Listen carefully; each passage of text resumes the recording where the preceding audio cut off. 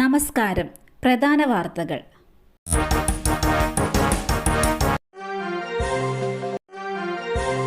PC. George ഇന്ന് സ്റ്റേഷനിൽ ഹാജരായില്ല.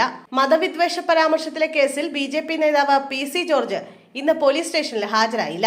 തിങ്കളാഴ്ച ഹാജരാകുമെന്ന് മകൻ ഷോൺ ജോർജ് ഈരാറ്റുപേട്ട സ്റ്റേഷനിൽ അറിയിച്ചു. ഫോൺ വഴിയാണ് അറിയിച്ചത്. തിങ്കളാഴ്ച ഹാജരാകേണ്ട സമയം ആവശ്യപ്പെട്ട് പോലീസിന് അപേക്ഷ നൽകും. Police PC. ജോർജിന്റെ അറസ്റ്റിലേക്ക് നീങ്ങുന്നതിനിടെയാണ് ആരോഗ്യ പ്രശ്നങ്ങൾ ചൂണ്ടിക്കാട്ടി സാവകാശം തേടിയത്. ചോദ്യം ചെയ്യാൻ ഹാജരാകണം എന്നാവശ്യപ്പെട്ടുള്ള നോട്ടീസുമായി ഈരാറ്റുപേട്ട പോലീസ് ഇന്ന് 2 തവണ പി.സി. ജോർജിന്റെ വീട്ടിലെത്തിയിരുന്നു. പി.സി. ജോർജ് വീട്ടിൽ ഇല്ലാത്തതിനാൽ മടങ്ങുകയായിരുന്നു. പട്ടികത്തിലെ തെറ്റ് തിരുത്താൻ ആവശ്യപ്പെട്ടത് 7.5 ലക്ഷം രൂപ. കൈക്കൂലിക്കിടെ വില്ലേജ് അസിസ്റ്റന്റ് വിജിലൻസ് പിടിയിൽ. തിരുവാലി വില്ലേജ് അസിസ്റ്റന്റാണ് വിജിലൻസിന്റെ പിടിയിലായത്. പട്ടയത്തിലെ തെറ്റ് തിരുത്താൻ 7.5 ലക്ഷം രൂപ കൈക്കൂലിയായി ആവശ്യപ്പെട്ടെന്നാണ് പരാതി.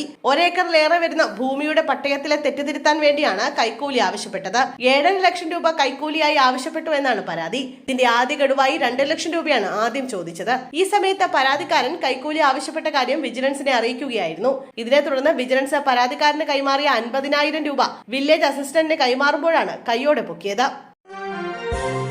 അൻവറിനൊപ്പം പാണക്കാട്ടെത്തി തൃണമൂൽ കോൺഗ്രസ് നേതാക്കൾ. സാദിഖ് അലി ശിഹാബ് തങ്ങളുമായി നേതാക്കൾ കൂടിക്കാഴ്ച നടത്തി. എംപിമാരായ മഹുവ മൊയ്ത്ര, ഡെറിക് ഒബ്രിയാൻ എന്നിവരാണ് മുൻ എംഎൽഎക്കൊപ്പം പാണക്കാട്ടെത്തിയത്. മുസ്ലിം ലീഗ് സംസ്ഥാന അധ്യക്ഷൻ പാണക്കാട് സാദിഖ് അലി ശിഹാബ് തങ്ങളുമായി നേതാക്കൾ കൂടിക്കാഴ്ച നടത്തി. തൃണമൂൽ കോൺഗ്രസിന്റെ UDF പ്രവേശനം സംബന്ധിച്ച ചർച്ചകൾക്കിടെയാണ് നേതാക്കൾ പാണക്കാടെത്തിയത്. അൻവർ രാജിവെച്ച ഒഴിവിൽ നിലമ്പൂർ നിയമസഭാ നിയോജക മണ്ഡലം ഉപതെരഞ്ഞെടുപ്പിനൊരുങ്ങുന്ന സാഹചര്യം കൂടി മുന്നിലുണ്ട്.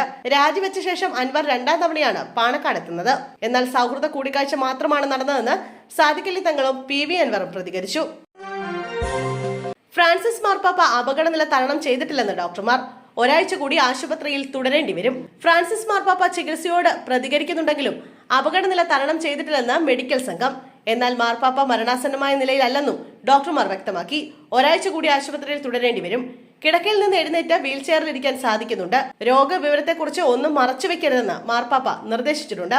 ഇപ്പോഴും ശ്വാസമുട്ടലുണ്ടെങ്കിലും അദ്ദേഹം സംസാരിക്കുന്നുണ്ടെന്നും മെഡിക്കൽ സംഘം വ്യക്തമാക്കി. ബ്രോങ്കൈറ്റിസ് മൂർച്ഛിച്ചതിനെ തുടർന്ന് ഫെബ്രുവരി 14-നാണ് പാപ്പയെ റോമിലെ ജമേലി ആശുപത്രിയിൽ പ്രവേശിപ്പിച്ചത്. ജീപ്പ് കൊക്കയിലേക്ക് മറിഞ്ഞു. ദമ്പതികളും ഡ്രൈവറും മരിച്ചു.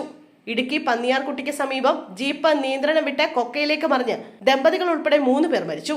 പന്നിയാർകുട്ടി ഇടയോട്ടിയിൽ ബോസ്, ഭാര്യ റീന, ഇവരോടൊപ്പം ജീപ്പ് ഓടിച്ചിരുന്ന പന്നിയാർകുട്ടി തട്ടിപ്പള്ളിയിൽ അബ്രഹാം എന്നിവരാണ് മരിച്ചത്. മുല്ലക്കാനത്ത് ബന്ധുവീട്ടിൽ പോയി തിരികെ വരികയായിരുന്നു. പന്നിയാർകുട്ടി പള്ളിക്ക് സമീപം എത്തിയപ്പോൾ നിയന്ത്രണം വിട്ട ജീപ്പ് 100 അടി താഴ്ചയിലേക്ക് മറിയുകയായിരുന്നു. പരിക്കേറ്റ 3 പേരെയും അടിമാലി താലൂക്ക് ആശുപത്രിയിൽ എത്തിച്ചെങ്കിലും രക്ഷിക്കാനായില്ല. മരിച്ച റീന ഒളിമ്പ്യൻ KM ബീനമോളുടെ സഹോദരിയാണ്. 3 പേരുടെയും മൃതദേഹം അടിമാലി താലൂക്ക് ആശുപത്രിയിൽ സൂക്ഷിച്ചിരിക്കുകയാണ്.